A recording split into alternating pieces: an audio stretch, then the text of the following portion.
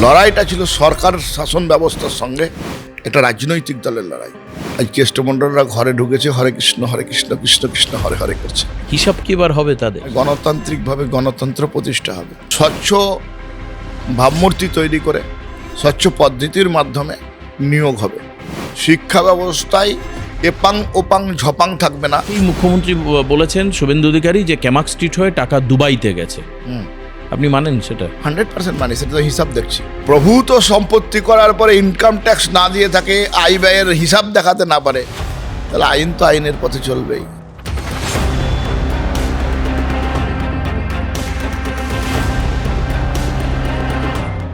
নমস্কার, আপনাদের সবাইকে স্বাগত জানাই আরেকটি বিশেষ আজকের পডকাস্ট, বিশেষ আলোচনা এবং এমন কিছু বিষয় যেগুলো একমাত্র হয়তো রাজনীতিতেই সম্ভব হয়, গণতন্ত্রে সম্ভব হয়, মানুষের দ্বারা সম্ভব হয়। কি সেটা? আমরা খবর করি, আমরা তো খবরের মধ্যেই থাকি, খবর নিয়ে কাজ করা আমাদের কাজ। কিন্তু যখন দেখি যে কোনো একটি জেলায় পঞ্চায়েত নির্বাচন হচ্ছে এবং আনকন্টেস্টেড শাসক দল জিতে যাচ্ছে, তখন প্রশ্ন আসে যে সত্যি কি তাহলে পুরো গোটা জেলায় গণতন্ত্র বলে কিছু নেই? বা উল্টো দিক থেকে এটাও প্রশ্ন আসতে পারে যে তাহলে বিরোধী বলে কেউ নেই। আমি বীরভূম জেলার কথা বলছি, যে বীরভূম জেলায় একেবারে দুর্দণ্ড প্রতাপশালী যাকে বলা হয় অনুব্রত মণ্ডল। আপনারা অনুব্রত মণ্ডলের বীরভূমের কথা জানেন। এরপর কাজল শেখ, একের পর এক নেতা বীরভূমে। এখন সেই বীরভূমে লড়াইয়ে বিজেপির জেলা সভাপতি থেকে দীর্ঘদিন, আমরা যারা নিউজ চ্যানেলে দীর্ঘদিন আছি তারা দেখেছি যে মাঠে নেমে এই প্রতাপশালীদের বিরুদ্ধে লড়াই দিয়েছেন ধ্রুব সাহা, বিজেপি জেলা সভাপতি, বীরভূম জেলার ছিলেন। আমি ধ্রুবদাকে স্বাগত জানাই। আজকে ধ্রুবদা জেলা সভাপতি নন, আজকে ধ্রুবদা হচ্ছে বিধায়ক। মানুষের ভোটে রামপুরহাট বিধানসভা কেন্দ্র থেকে জিতে ধ্রুবদা আজকে আমাদের সামনে। আমাকে ধ্রুবদা একটু বলুন যে এই যে বীরভূমে আপনাদের লড়াইটা, এটা কতটা, মানে আমরা যারা সংবাদ মাধ্যমের কর্মী, যখন পুলিশের গাড়ি উড়িয়ে দেওয়া, বোম মারার কথা অনুব্রত বলতেন, লিটারেলি আমরা কলকাতায় বসে ভয় পেতাম। সেখানে বীরভূমের মাটিতে দাঁড়িয়ে লড়াইটা কীরকম ছিল? দেখুন, প্রথমে আপনার চ্যানেলের মাধ্যমে আপনাদের সংগঠনকে, আপনাদের সংস্থাকে সহ পশ্চিমবাংলার মানুষকে শুভেচ্ছা ও অভিনন্দন জানাচ্ছি। দেখুন, লড়াই তো অনেক বড় লড়াই। এই লড়াইটা ছিল বাঁচার লড়াই, এই লড়াইটা ছিল অস্তিত্বকে টিকিয়ে রাখার লড়াই, এই লড়াইটা ছিল গণতন্ত্রকে বাঁচানোর লড়াই। তো স্বাভাবিকভাবেই কঠিন লড়াই ছিল এবং সেই জায়গায় একটা রাজনৈতিক দলের সঙ্গে লড়াই করতেই পারে, কোনো অসুবিধা নাই।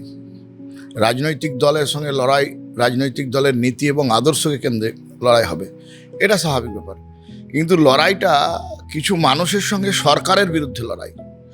কিছু যুবক ছেলে, তাদের মনের মধ্যে অনেক আশা উচ্ছ্বাস এবং একটা লক্ষ্য, সেই লক্ষ্যকে প্রতিষ্ঠা করার জন্য একটা রাজনৈতিক দলের ছত্রছায়া থেকে লড়াই করছে সরকারের বিরুদ্ধে। সরকার একটা প্রতিষ্ঠান, সেই সরকারের বিরুদ্ধে লড়াই। যাদের হাতে প্রভূত ক্ষমতা, রাষ্ট্র ক্ষমতা, সেই রাষ্ট্র ক্ষমতার বিরুদ্ধে রাজনৈতিক দলের লড়াই, এটা কঠিন লড়াই। সেই লড়াই আমাদের লড়তে হয়েছে। আর সেই লড়াই একদিনে তো একটা এত বড় ক্ষমতা নাই যে একদিনে লড়াইটা সাকসেস হওয়া। স্বাভাবিকভাবে অনেক বড় লড়াই, অনেক সময় লেগেছে, কিন্তু আলটিমেট মানুষের জয় হয়েছে, গণতন্ত্রের জয়। এটা তো 26 সালে জয় হলো, কিন্তু তার আগে আপনাদের স্যাক্রিফাইসটা কীরকম ছিল? মানে ধরুন এই পঞ্চায়েত নির্বাচনে আনকন্টেস্টেড সমস্ত আসন বেরিয়ে গেল, কোনো মানে বিরোধিতার কোনো জায়গা নেই। দেখুন, তৃণমূল কংগ্রেসের জামানায় পঞ্চায়েত নির্বাচনে আমাদের কেউ ছাড় পায়নি। আপনারা বীরভূমের ইতিহাস দেখেছেন যে কীরকমভাবে বোমা পড়েছে, মোহাম্মদ বাজার থেকে আরম্ভ করে, নলহাটি থেকে আরম্ভ করে, মুরারই, একদম দুবরাজপুর, খয়রাসল, সর্বত্র। 2018 সালের পঞ্চায়েত নির্বাচনে 31 দিন জেলে ছিলাম আমি, শুধুমাত্র নমিনেশন করতে গেছিলাম বলে। তারপরে যখন ধরে নিয়ে যাচ্ছে গরিব প্রান্তিক হতদরিদ্র মানুষ, খেটে খাওয়া শিডিউল কাস্ট ঘরের লোকগুলোকে ধরে নিয়ে যাচ্ছে, সেই সময় জেলার অ্যাডিশনাল পুলিশ সুপার ছিলেন সুবিমল পাল। উনি আমাকে বললেন, ধ্রুববাবু আপনি চলে যান, আমি সেই সময় যুব মোর্চা স্টেটের ভাইস প্রেসিডেন্ট, আপনি চলে যান। আমি বললাম, এই লোকগুলোকে নিয়ে ছেড়ে আমি যেতে পারি কেমন করে? সংবাদ মাধ্যমরা, আপনাদের চ্যানেলে এসেছিল আমার কাছে বাইট নিতে। আমি সরকারের বিরুদ্ধে, এই পুলিশের বিরুদ্ধে যখন বললাম, পুলিশ আমাকেও আটকে দিল। কিন্তু আনন্দ ছিল প্রতিবাদ করতে গেছি, ভয় পাইনি, আমরা চোখে চোখ রেখে লড়াই করেছি, গণতন্ত্র প্রতিষ্ঠার জন্য লড়াই করেছি। মানুষের প্রাণ গেছে, বীরভূমেই প্রাণ গেছে, অনেক প্রাণ গেছে। বীরভূমে সবচেয়ে ডেঞ্জারাস কে ছিল? মানে অ্যাকচুয়ালি আমরা টিভির পর্দায় অনুব্রতকে দেখেছি, তারপর আমরা কেউ কাজল। ডেঞ্জারাস। আচ্ছা, এদের কি গোষ্ঠীদ্বন্দ্বটাই ভেঙে দিল আচ্ছা, তৃণমূলকে? আপনার কথা বলছি, হুম আপনারা যে বলছেন বাঘ, আমি বলছি না। না না, সংবাদ মাধ্যমে বাঘ বলেছে না, চরাম না চরাম না না না অনুকূল না দানা। না না না, এটা অনুব্রত মণ্ডলের কথা ধ্রুবদা। আর এই যে বাঘ আর বাঘ ভাল্লুক আমরা বলিনি, বাঘ আর বীর তৃণমূলের দুই নেতা বলেছে, মমতা বন্দ্যোপাধ্যায়, ফিরহাদ হাকিম বলেছে। না, ঠিক আছে, হ্যাঁ, তারাই যদি বলে হুম তো বাঘ তো বাঘই থাকবে। হুম সে জঙ্গলে থাকলেও বাঘ থাকবে, খাঁচাতে থাকলেও বাঘ থাকবে, বনে থাকলেও থাকবে, জলে থাকলেও, জলে যদি সাঁতার কাটে সে বাঘই থাকবে। তো এখন বাঘ কেন? বাঘ নাই। আচ্ছা ধ্রুবদা, লড়াইটা আমার বলার হতো, লড়াইটা আপনাকে প্রথমেই বললাম, লড়াইটা ছিল সরকার শাসন ব্যবস্থার সঙ্গে একটা রাজনৈতিক দলের লড়াই। লড়াইটা ছিল পুলিশিং সিস্টেমের সঙ্গে একটা রাজনৈতিক দলের লড়াই। স্বাভাবিকভাবেই পুলিশকে ব্যবহার করে যারা নেতা হয়েছিল, যারা বাঘ হয়েছিল, যখন কালের নিয়মে পুলিশ তাদেরকেই আজকে পুষ্পাকে ঝুঁকাচ্ছে, কালের নিয়মেই যখন দেখছেন বড় বড় বাঘ একদম তাঁবুতে ঢুকে গেছে, পুলিশ সেই পুলিশই তাদেরকে কিন্তু কান ধরে উঠবোস করাচ্ছে রাজপথে। না, সে তো অন্য অন্য জেলায় হচ্ছে। না না, সর্বত্রই। আপনার জেলায় এক পুলিশ কর্মীকে বদলি হয়ে যেতে হলো, তার মা স্ত্রীকে তুলে গালাগালি দিল অনুব্রত কিন্তু মণ্ডল। সেই পুলিশের মেরুদণ্ড ছিল না। আজকে সেই কেষ্টমণ্ডলরা কোথায়? আজ কেষ্টমণ্ডলরা ঘরে ঢুকেছে, হরে কৃষ্ণ কৃষ্ণ কৃষ্ণ হরে হরে করছে, মানে ভগবানের নাম জপ করছে। সুতরাং এই পুলিশের কে নিয়েই পুলিশের বিরুদ্ধে, পশ্চিমবাংলার পুলিশের উপরতলার যারা ছিলেন তাদেরও মেরুদণ্ড ছিল না। কোথায় সেই আমাদের দাবাং পুলিশ অফিসার, যেটা উত্তরপ্রদেশে দেখছি, আমরাও দেখিয়ে দিয়েছি না, আমরা পারি।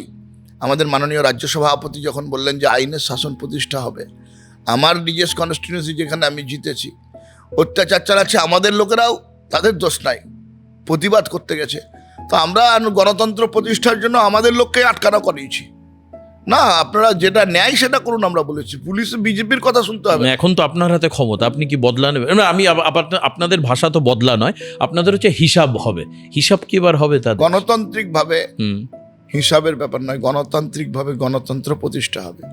আপনি বলতে পারবেন না আমরা কোনো তৃণমূল নেতার গায়ে হাত দিয়েছি, আমরা কোনো তৃণমূল নেতার বাড়িতে গেছি।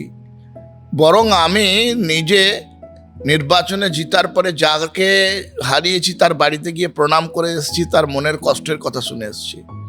সুতরাং আমরা কাউকে এই ধরনের কিছু করিনি। কিন্তু যদি কেউ পাথর চুরি করে থাকে, কেউ যদি বালি চুরি করে থাকে, আর সেই টাকার হিসাব যদি সে না দিতে পারে, প্রভূত সম্পত্তি করার পরে ইনকাম ট্যাক্স না দিয়ে থাকে, আয় ব্যয়ের হিসাব দেখাতে না পারে, তাহলে আইন তো আইনের পথে চলবেই। আচ্ছা ধ্রুবদা, আপনি দীর্ঘদিন বিরোধিতা করেছেন, আপনি লড়াইয়ের কথা বললেন, সরকারের বিরুদ্ধে আপনাদের লড়াই ছিল। একজন বিধায়ক হিসাবে বিধানসভায় উপস্থিত থাকার অনুভূতি কি? আমি বিশেষত বলবো ডক্টর স্বপন দাশগুপ্তের বাজেট ঘোষণা এবং তারপরে মুখ্যমন্ত্রীর যে জবাবি ভাষণ, এটা আপনারা বিধানসভায় থেকে উপলব্ধি করেছেন। এই উপলব্ধির জায়গাটা কীরকম একটু আমায় বলুন। আমি দেখুন রাজনীতির ছাত্র রাজনীতিতে এই বিচারে, এই চিন্তাধারাতেই বড় হয়েছি। অখিল ভারতীয় বিদ্যার্থী পরিষদের কলেজ ছাত্র সংসদে জিতে ছাত্র রাজনীতি করে বড় হয়েছি। আমরা এই ধরনের রাজনীতি এতদিন পর্যন্ত আমরা বলেছি দিতে হবে, এখন আমাদেরকেই দিতে হবে। তো সেই জায়গায় দাঁড়িয়ে এই অভিজ্ঞতা তো আমাদের ছিল না। মানে কখনো কখনো নিজেকে শাসক দল বলে ভাবতে একটু অসুবিধা হচ্ছে। অবশ্যই হচ্ছে, কি বলবো, কি করব, মানুষ চাইছে, মানুষের আশা, মানুষের আকাঙ্ক্ষা, সেই আকাঙ্ক্ষা সিজন হতে একটু সময় লাগবে, সিজন হতে শিখতেও সময় লাগছে। যেমন আজকেই ধরুন, আজকে আমাকে এ থেকে পরিষদীয় অফিস থেকে ফোন করা হয়েছিল যে বক্তব্য রাখার জন্য। আচ্ছা, আমি টাইম নিলাম। আমি তো দেখিনি কোনোদিন, জানি না কিরকম কি রাজ্যপালের উপরে বলবো, কিভাবে বলবো। আমি বললাম যে রাজ্যপালের উপর বলবো না, রাজ্যপালের বক্তব্যে জবাবি ভাষণ। আমি রাজ্যপালের জবাবি ভাষণে আমি বলবো না, আমি বাজেট নিয়ে বলবো। পরপর দুটো হলো, মনে হলো যে বাজেটেই আমার বেশি বলার দরকার আছে। কিন্তু আমি পরে দেখলাম যে রাজ্যপালের ভাষণকে সমর্থন করে বাজেটেরও বিষয়টা তুলে আনা, যারা আনলেন তারা তুলে আনলেন। এটা আমার একটা শিখার জায়গা হলো। পরের বার হয়ে যাবে, কোনো ঠিক আছে, পরের বার যখন হবে তখন হয়ে যাবে। বাজেটে কি কি পেলো? বীরভূম জেলা কি পেলো, বা আপনার রামপুরহাট কি পেলো? অনেক কিছু পেয়েছে। রামপুরহাটও পেয়েছে, বীরভূম জেলাও পেয়েছে।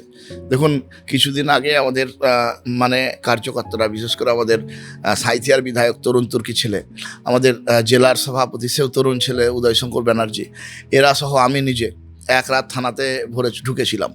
কারণ কি, আপনারা জানেন মিহিরলাল বাবুর নামে এই তিলপাড়াতে একটা বড় ব্রিজ, সে ব্রিজ ভেঙে গেছে এবং শুধু বালি তোলাকে কেন্দ্র করে ব্রিজটা ভেঙেছে। আমরা সেই সময়ই দাবি করছিলাম যে এই ব্রিজটা সংস্কার হোক, কিন্তু সংস্কারের জন্য সরকার কোনো কিছু করেনি। 30 কোটি টাকা, সেই 30 কোটি টাকাটাই লোপাট করে নিয়েছে আগের সরকার।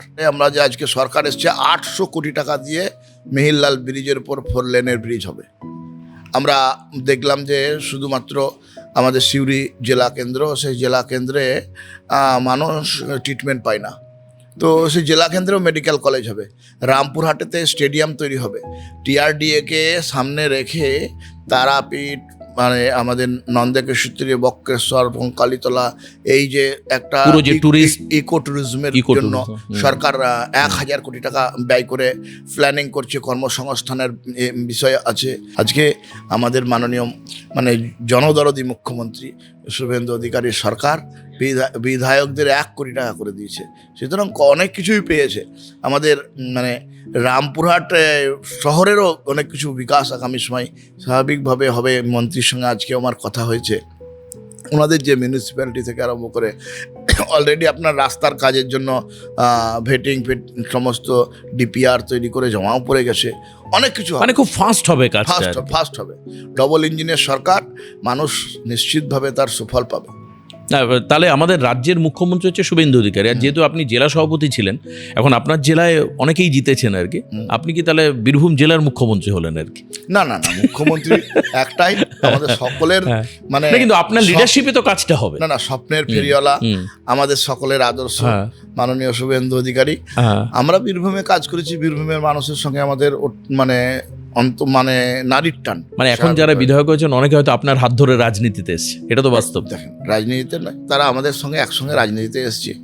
রাজনীতি দেখুন, একটা স্বামীজি বলেছেন যে নেতা জন্ম হয়েগতভাবে নেতা জন্মায়।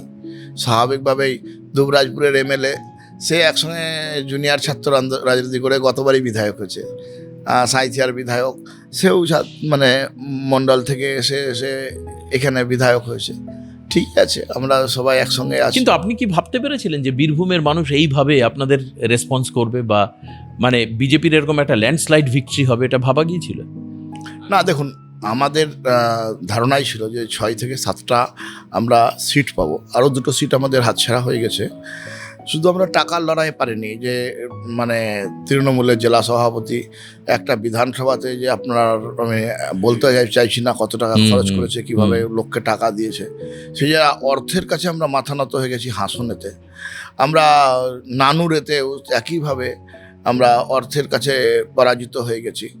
নলহাটি বিধানসভাতে সেখানেও আমরা মানুষের কাছে পৌঁছানোর পরে রাতারাতি যেভাবে অর্থ মানে অপব্যবহার করেছে তৃণমূল কংগ্রেস, তো সেইভাবে আমরা পরাজিত হয়েছি। নাহলে নিশ্চিতভাবে আমাদের 8খানা সিট হতে এবার।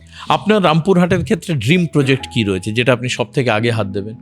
দেখুন, অলরেডি রামপুরহাটের ক্ষেত্রে যেটা আমরা চাইছি, যে রামপুরহাটে যে যারা ফুটপাত ব্যবসায়ী আছে, সেই ফুটপাত ব্যবসায়ীদের পুনর্বাসনের মাধ্যমে রামপুরহাট শহরকে যানমুক্ত করতে হবে। এটা আমাদের মেন কাজ আছে। হসপিটালে মানুষ পরিষেবা দেওয়ার জন্য অলরেডি হাত দিয়ে দিয়েছি। আমি সপ্তাহে ধরেন 2 দিন হসপিটালে নিজে গিয়ে আমি বসছি। হসপিটালকে আমার ইচ্ছা যে প্রান্তিক হতদরিদ্র মানুষ মানে যাতে রেফার না হয়, মেডিকেল কলেজে আসে, সেই মেডিকেল কলেজে এসে তারা থাকতেই পারে না, এরকম ব্যাপার। দুর্গন্ধের পরিবেশ ছিল, অলরেডি অনেকটা ঠিক হয়েছে। ডাক্তার নাই, আমি স্বাস্থ্যমন্ত্রীর সঙ্গে কথা বলে হার্টের, কিডনির ডাক্তার নাই, আবার সিসিইউ এর বেড বাড়ানো, সব বিষয়ের উপরে আমার আজকেও কথা হয়েছে। আগস্ট মাস পর্যন্ত উনি বলেছেন যে সমস্ত কিছু ঠিক হয়ে যাবে। আপনার ন্যাচারাল রিসোর্স কি? এর মধ্যে আমরা যেটা শুনতে পাচ্ছি, আপনারাও জানেন যে বিভিন্ন খাদান থেকে, সেটা পাথর হোক, কয়লা হোক, আপনার বীরভূমে কয়লা নেই হয়তো? অনেক আছে না, বীরভূমে যে কয়লা আছে, বালি, যে কয়লা অনেক জায়গাতেই নাই।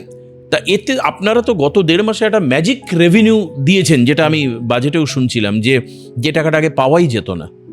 পাওয়া যেত, কিন্তু একদম চুরি হয়ে যেত একদম। শান্তিনিকেতন, বোলপুরের শান্তিনিকেতন থেকে এখানে শান্তিনিকেতন পর্যন্ত একটা বিশেষ করিডোর করে আসতো, সেই জন্য সরকারের কাছে যায়নি, ক্যামা স্ট্রিটে গেছে। আজকেই মুখ্যমন্ত্রী বলেছেন শুভেন্দু অধিকারী যে ক্যামাক স্ট্রিট হয়ে টাকা দুবাইতে গেছে। আপনি মানেন সেটা? 100% মানি, সেটা তো হিসাব দেখছি। আমি মানি আর না মানি এটা কোনো বড় ব্যাপার নাই। আমরা প্রশাসনিক বৈঠক করে আমরা বললাম যে কোনো এজেন্সি, কোনো ব্যক্তিকে দিয়ে এই টাকা তোলা যাবে না, সরকারকেই নিতে হবে। এবং সরকার নিতে গিয়ে দেখা গেল যে সরকারের এক মাসে, যেটা গত এক বছরে দিয়েছে 60 কোটি, এক মাসেই 83 কোটি টাকা রেভিনিউ এসছে। এবং সরকার যেভাবে করছে, যদি ঠিকঠাকভাবে, মানে আমরা আরও লোকজন দরকার, সরকারের স্টাফ দরকার, সেটা বিভিন্ন জায়গা থেকে আনা হচ্ছে। তো মানে 100 কোটি টাকা মিনিমাম প্রত্যেক মাসে শুধু পাথর থেকেই সরকারের আয় আসবে। তো সেগুলো তো বাকি টাকা এসছে 60 কোটি টাকা মাসে, বছরে এখন এসছে 83 কোটি টাকা। সে টাকাটা কোথায় গেল? একই আসতো।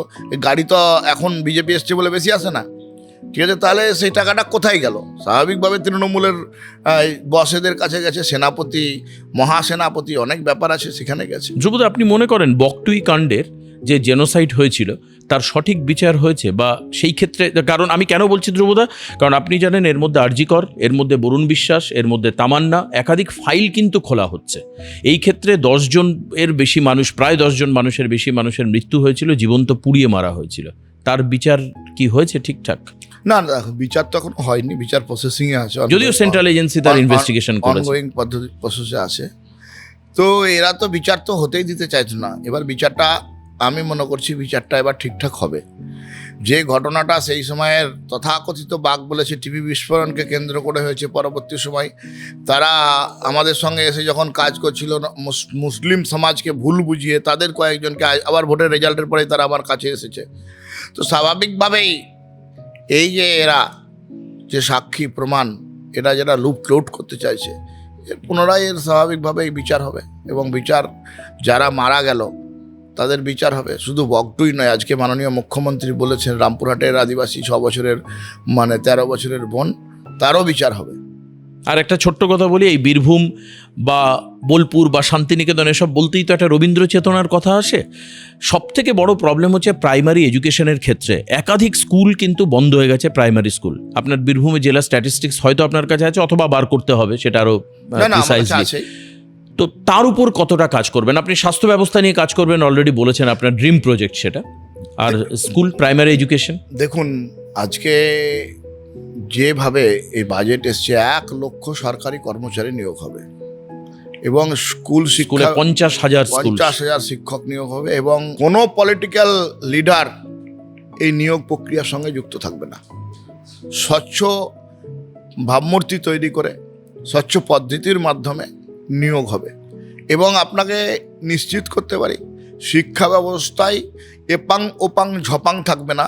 শিক্ষা ব্যবস্থায় মা ভারতীর বিজয়গাথার কথা থাকবে।